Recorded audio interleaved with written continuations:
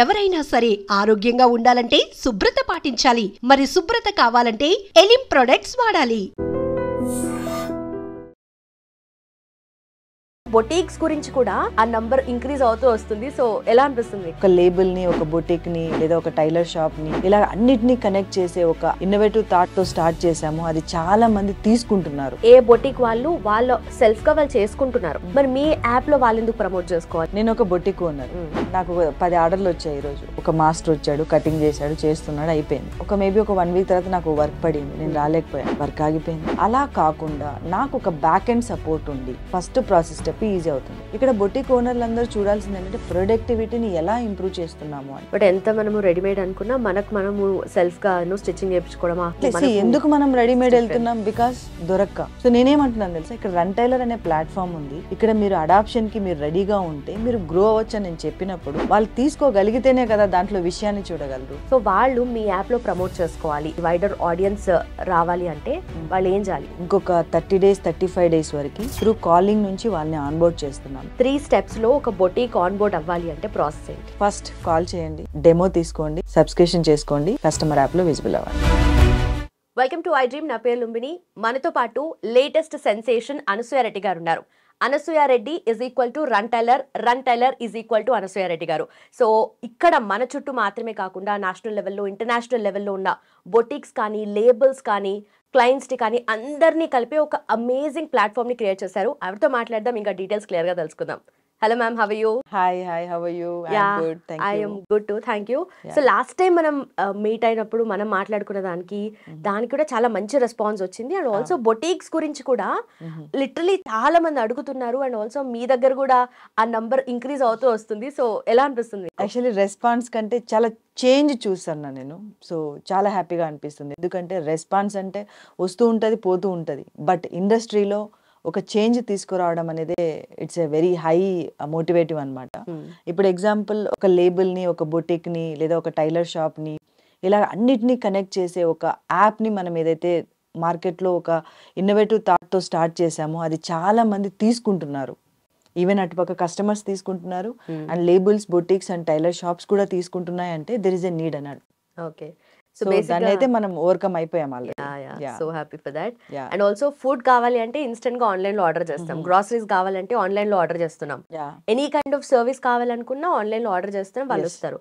Why not ఈ industry అంటే ఈ అపారెల్ ఇండస్ట్రీలో బొటిక్స్ అనేటివి literally every corner of the ఏరియాలో ఉంటూ ఉన్నాయి. సో ఎవరి టాలెంట్ వాళ్ళు ఆ లోకల్ స్పేస్ వరకే పరిమితం చేసుకోకుండా ఇంకొంచెం వెళ్ళాలి నేషనల్ లెవెల్లో, ఇంటర్నేషనల్ లెవెల్లో. మీరు అన్నారు కదా, సో యుఎస్ లో ఉన్న వాళ్ళు కూడా వీళ్ళ క్లయింట్స్ అయితే బాగుంటది కదా, వీళ్ళ టాలెంట్ అక్కడి వరకు కూడా చాలా మంది చేస్తున్నారు. చాలా మంది బొటిక్స్ కూడా ట్రై అవుట్ చేస్తున్నారు. ఇన్స్టాగ్రామ్, ఫేస్బుక్ లేదా local ads and Google ads ఇవన్నీ కూడా చూసి చేస్తున్నారు. బట్ థింగ్ ఏంటంటే ఎప్పుడైనా కూడా ఎలా ఉంటుందంటే మనం ప్రయత్నం బాగా చేసామనుకోండి, ఇప్పుడు ఒక చెట్టుకి మనం రోజు వాటర్ పోస్తూ ఉంటే పెరుగుతుంది. ఒక 3-4 days ఆగిపోతే లీవ్స్ అనేవి కింద పడిపోవడం ఇలా జరుగుతుంది. అంటే ఒక బొటిక్ అయినా ఏ మార్కెటింగ్ అయినా కూడా సో రోజు చేయడం వేరే, లేదా కొద్ది రోజులు అగ్రెసివ్గా చేసి కొద్ది రోజులు స్టాప్ చేయడము వేరే. బట్ నిజానికి చెప్పాలంటే చాలా బొటిక్స్ ఇలానే నడుస్తున్నాయి.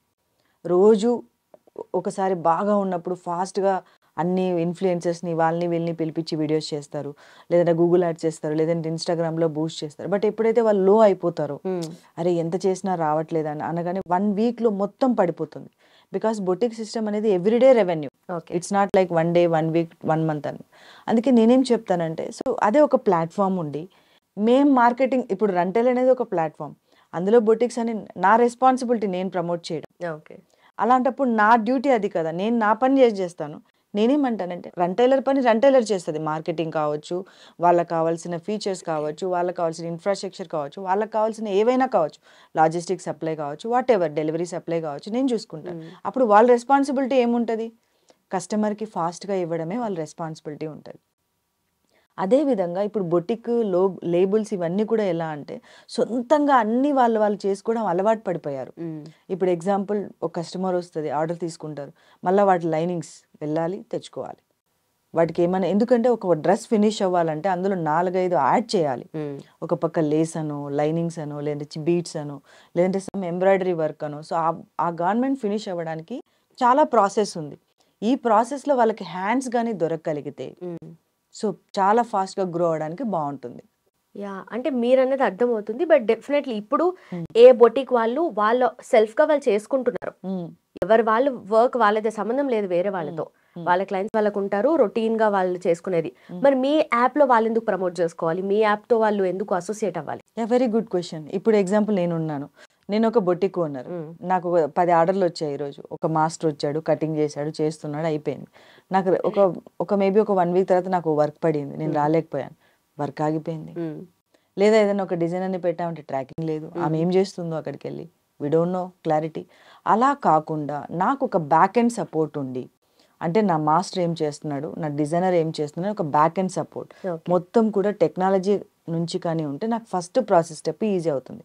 అండ్ రెండోది ఏంటంటే నేను వెళ్ళి బయటికి వెళ్ళి పర్చేస్ చేయడం వల్ల నా టైం వేస్ట్, రైట్? ఇప్పుడు బ్లింకిట్ ఎందుకు అంత ఫేమస్ అయింది? బికాస్ నా వర్క్ చేసుకుంటూ నేను బయటకు తిరగకుండానే నాకు ఇంట్లో వచ్చేస్తుంది. దెన్ ఐఎమ్ సో హ్యాపీ, నా ప్రొడక్టివిటీ పెరుగుతుంది. ఇక్కడ బొటిక్ ఓనర్లు అందరూ చూడాల్సింది ఏంటంటే ప్రొడక్టివిటీని ఎలా ఇంప్రూవ్ చేస్తున్నాము అని.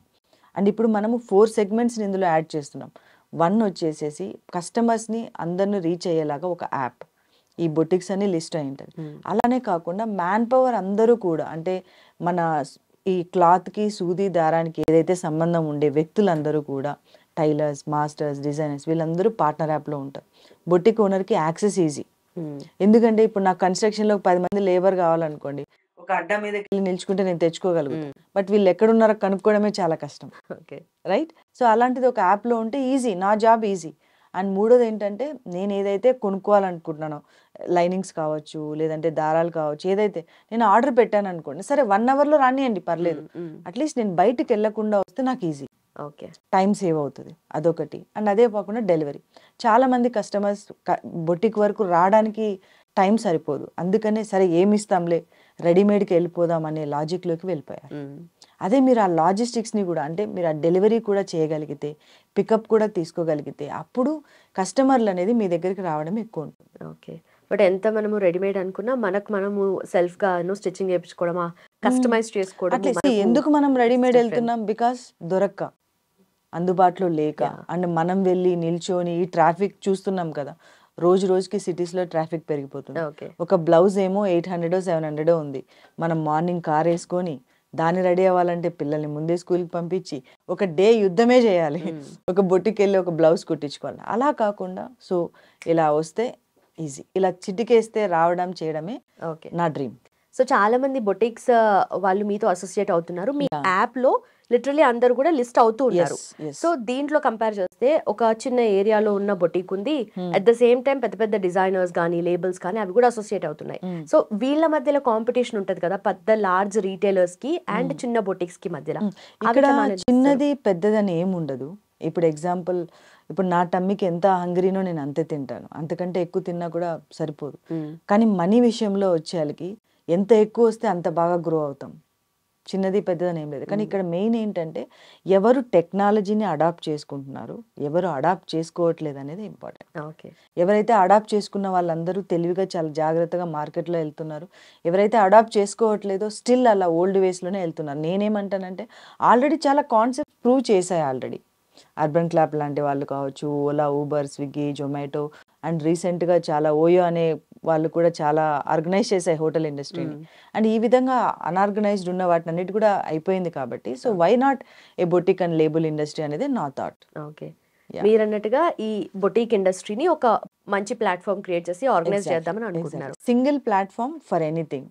ఓకే, సో చాలా మంది మీతో యాప్ లో ప్రమోట్ చేసుకుంటున్నారు కదా వాళ్ళ బొటిక్స్ ని, సో వాళ్ళ దగ్గర నుండి మీకు ఎలాంటి ఫీడ్బ్యాక్ వస్తుంది? ఇన్ఫాక్ట్ చెప్పాలి అంటే చాలా మందికి అర్థం కావట్లేదు, ఇట్స్ ఎ ఫ్యాక్ట్. ఎందుకంటే ఇది ఎన్నో ఇయర్స్ నుంచి, అదేంటే ఇది లాస్ట్ ఇయరో జరిగింది కాదు, కొన్ని వందల సంవత్సరాల నుంచి ఒక ట్రెడిషనల్ వేలో వెళ్తుంది.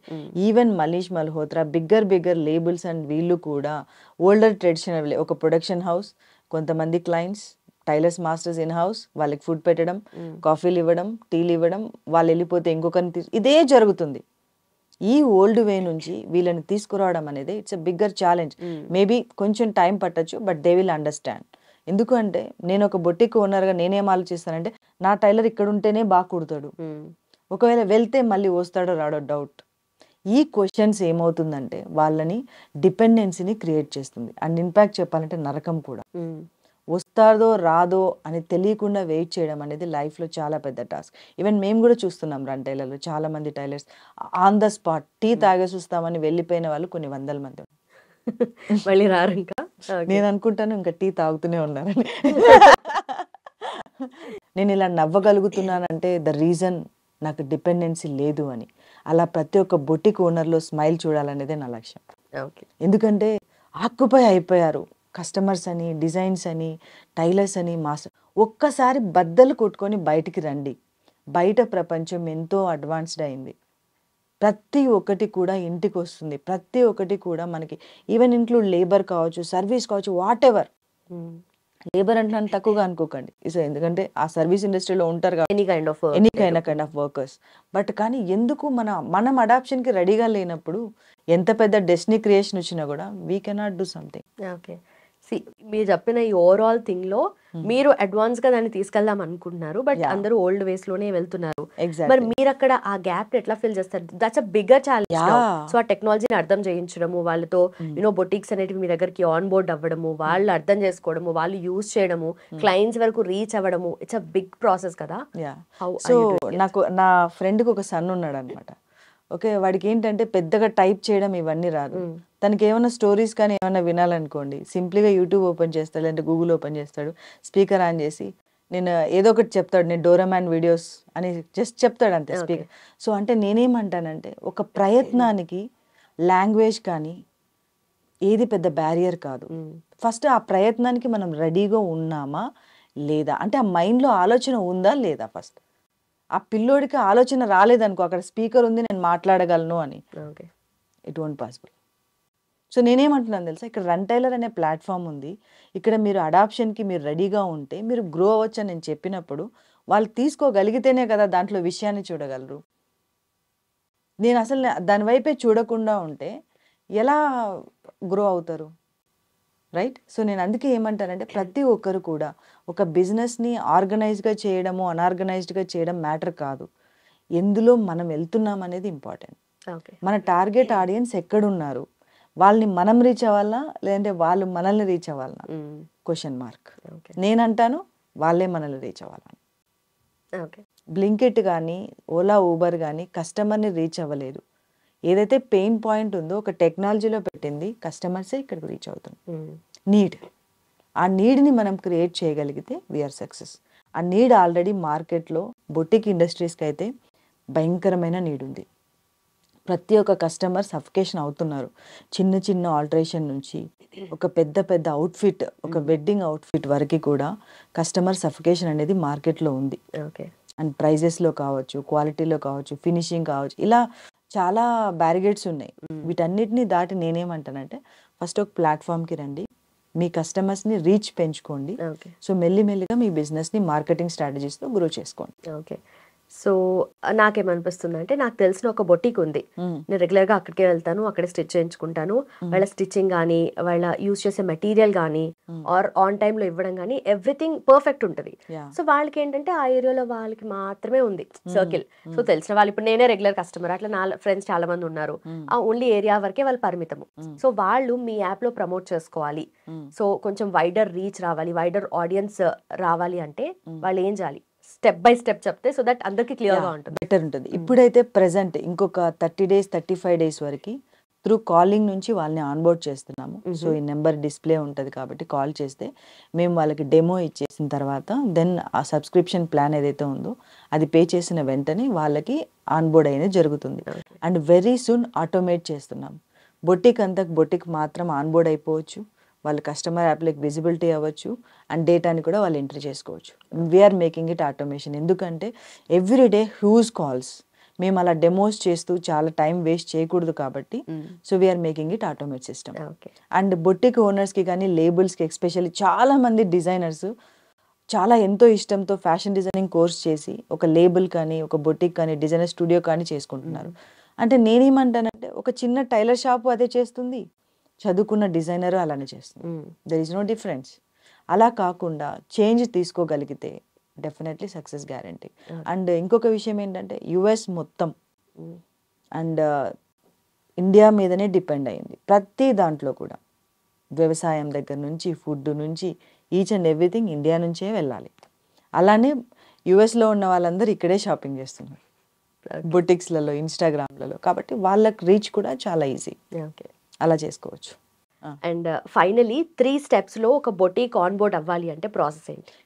ఫస్ట్ కాల్ చేయండి, డెమో తీసుకోండి, సబ్స్క్రిప్షన్ చేసుకోండి, కస్టమర్ యాప్లో విజిబుల్ అవ్వండి. Okay, simple. And also thank you so much for your time. And మీ దగ్గర నేను ఇందాక మీరు చూపించారు కదా యాప్, చాలా బొటిక్స్ కనిపించాయి. సో దాంట్లో I would love to shop. Already ఉన్నాయి కొన్ని. యాజ్ ఏ కంపెనీ ఓనర్గా ఫస్ట్ నేను ఒక వెబ్సైట్ చేసుకోవడానికి చాలా నరకం చూశాను. ఇప్పుడు నా యాప్లో ఇంతమంది బొటిక్స్ ఉన్నాయంటే ఐఎమ్ సో హ్యాపీ. అండ్ ఏదైతే ఒక చిన్న గల్లీలో ఉందో కస్టమర్కి తెలీదు అది ఒక గల్లీలో ఉందని, యాప్లో ఉంది. సో కస్టమర్ ఆటోమేటిక్గా కూడా విజిబిలిటీని పెంచి ఒక మంచి క్రేజీ అవుతుంది. It's a crazy idea. Yes, మీరు అనుకున్నట్టుగా మీ యాప్ రీచ్ అవ్వాలి అండ్ బొటిక్స్కి క్లయింట్స్ కానీ, క్లయింట్స్కి బొటిక్స్ కానీ ఎవ్రీథింగ్ ఆర్గనైజ్డ్గా ఉండాలి అనేది మీ vision. Yes, thank you so much and thanks for your time. Thank you so much.